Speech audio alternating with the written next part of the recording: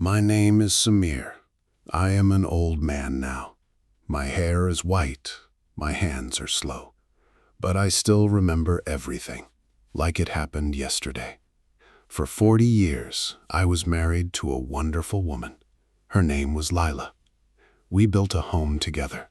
We raised 3 children together, 2 sons and 1 daughter. Life was simple, but it was good. Then, 5 years ago, Lila got sick. I sat with her every night. I held her hand. But the illness was strong, and one morning, she was gone. After that, my house was very quiet, too quiet.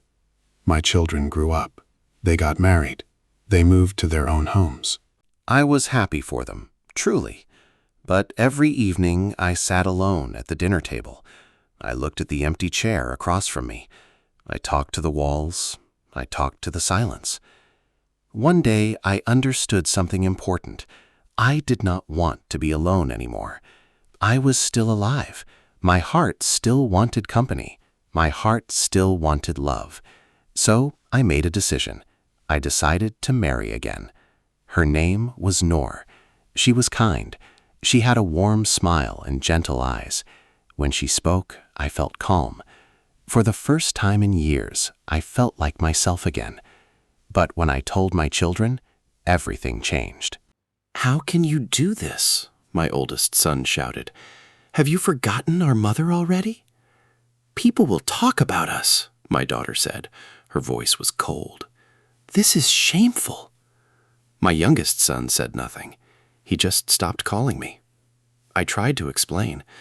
I told them, "I have not forgotten your mother. I will never forget her. But I am still a human being. I still need someone beside me." They did not listen. One by one, they closed their doors to me. No phone calls, no visits, no invitations for holidays. My own children, the children I raised with my hands, with my heart, they treated me like a stranger. It was one of the most painful times of my life. But I made my choice. I married Noor. And Noor was a gift. She took care of me every single day. She cooked for me. She listened to my old stories, even the ones I told many times before. When my legs became weak, she walked beside me, slowly, patiently. When my eyes became weak, she read to me at night. And then 2 years ago, I became very sick.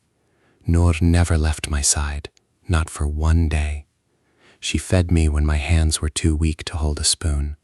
She stayed awake at night when the pain was too much.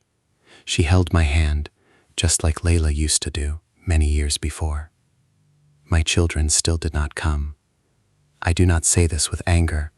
I say this with sadness, because a father's heart breaks quietly, without noise. 3 months ago, I closed my eyes for the last time.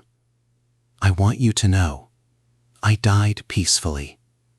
Noor was holding my hand. I was not alone. After I was gone, my children finally came back to the house.